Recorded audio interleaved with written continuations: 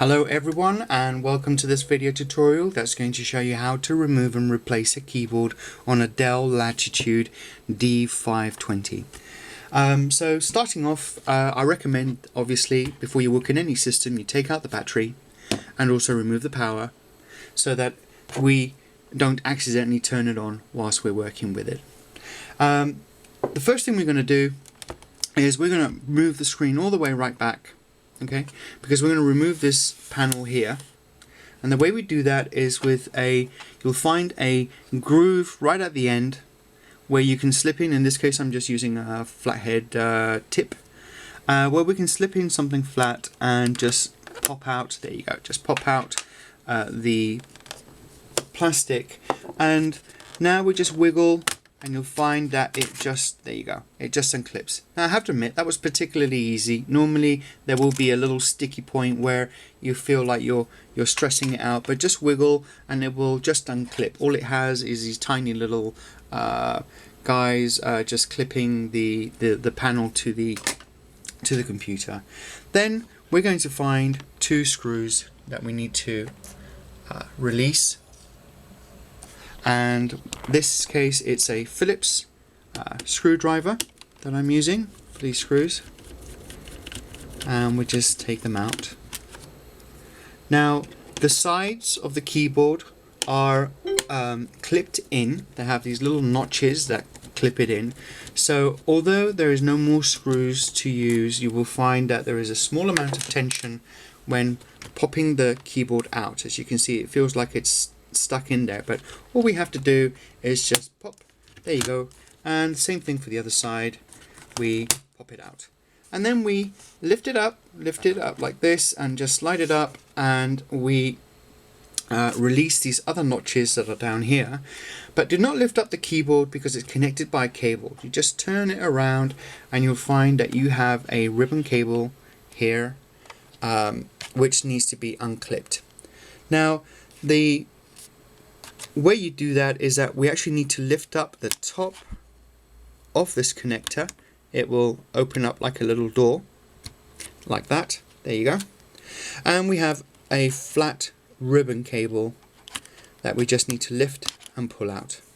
Now notice that the ribbon cable has got these tiny little notches on the side, and those notches are so that you align the cable when you put it back. When you put the other keyboard back in there, you'll see that the little notches actually house themselves on the inside of the connector. Okay, so it'll make sense when you're sort of doing it yourself, as I say.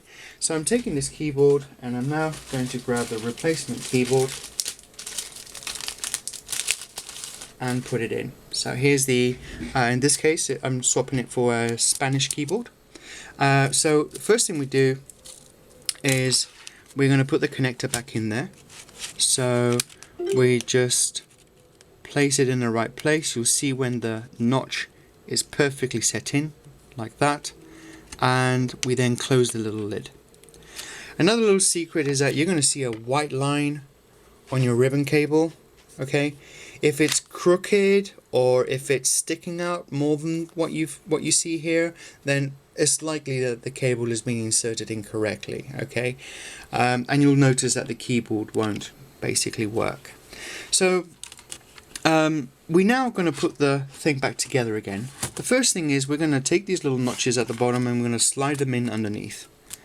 Then we're going to push the sides in like that, so that the keyboard clips in on the sides, and we're going to replace the two screws that keep it all down back. Now whilst I'm doing that, this procedure is relatively identical for most laptops. The only difference is that you might have a couple of screws from underneath to replace. Now I'm doing that wrong. The keyboard moved up and therefore I do not. Let me just lift that up again. Right, and right, that's better. And there's two screws or maybe three to remove from underneath the laptop, which also keep the keyboard locked down from different positions under the keyboard. But in this case, in this Dell, quite simply, we have only 2 screws to deal with. So let me just put those back in there. And we place back the panel. So there's little notches in there. We make sure that they go in underneath and not above, because you'll break them. And then we just push it down and you'll find that it just clips in, just like that. Clip, clip, clip, clip, clip. There you go. So I'm also pushing these sections down because they clip in, and all the way along the panel. There you go. The keyboard has been replaced. Just as a clue for other laptops, normally underneath, like I was saying, you'll find some screws that you might need to undo.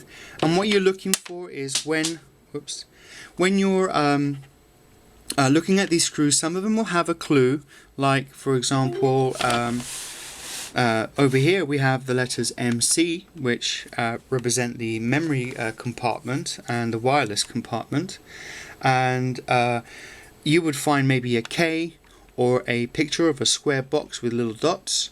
That represents that's a keyboard screw, and you will need to undo that screw so that the keyboard isn't clamped down, as well as maybe removing some at the top. Thank you very much for watching. I hope you enjoyed this video tutorial.